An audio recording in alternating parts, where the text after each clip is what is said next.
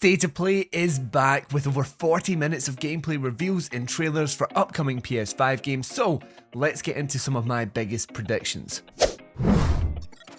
Hello there everyone, it's Aidan here from Push Square. Remember to leave a like on the video and subscribe to the channel for all things PlayStation.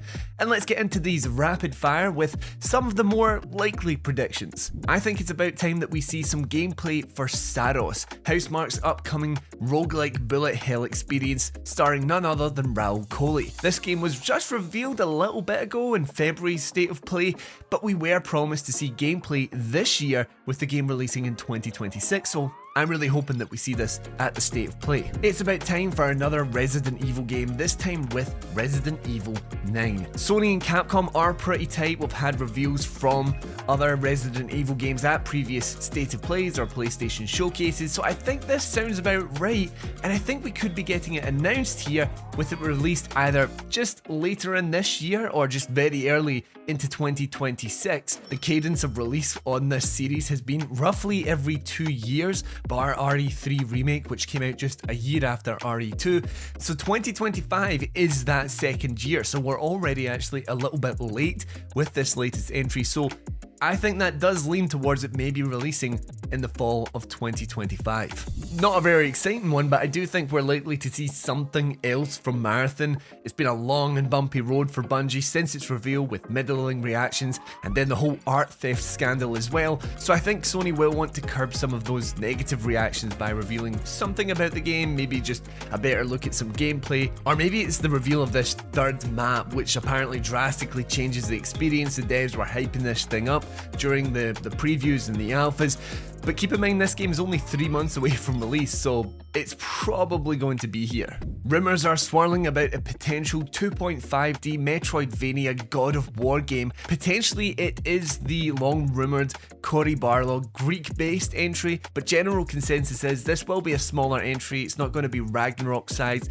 maybe at the best a Miles Morales sized experience. I think we'll actually get a really nice wee look at some gameplay for Ghost of Yotei. So far we've had these cinematic trailers with brief glimpses of gameplay, but I would like to see some unedited gameplay, getting a better look at the combat, some of the new mechanics, and just the world in motion, because that was a really big part of Ghost of Tsushima.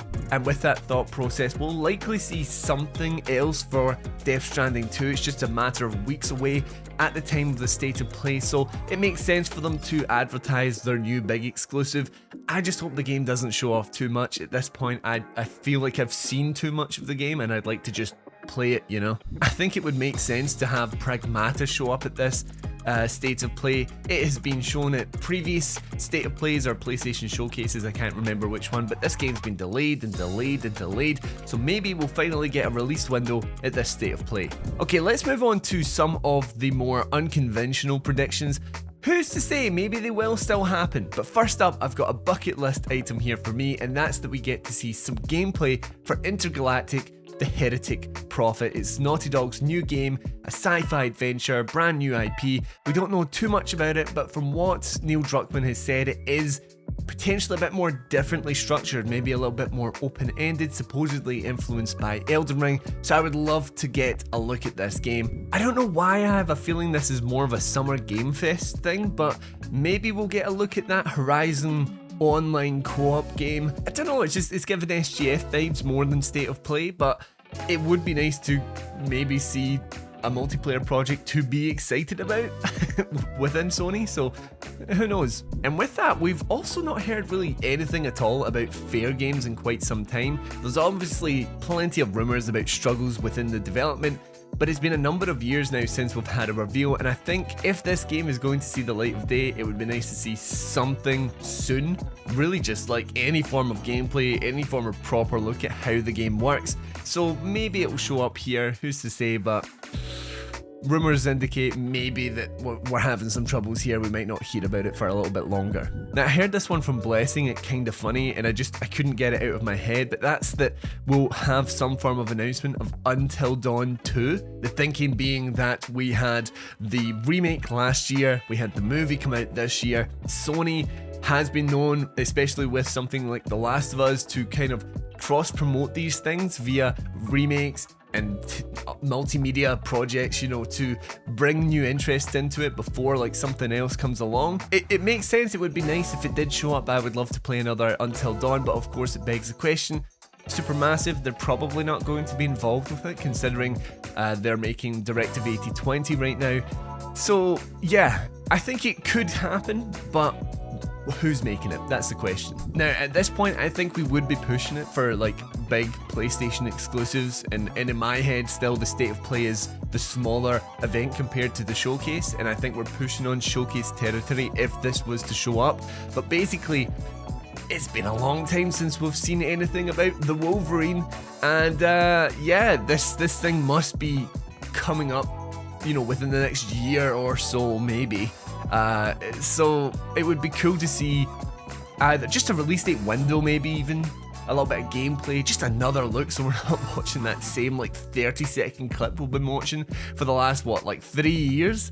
So yeah, here's hoping to see a little bit of that. It's also been a while since we've heard anything about Judas, the new game from BioShock creator Ken Levine.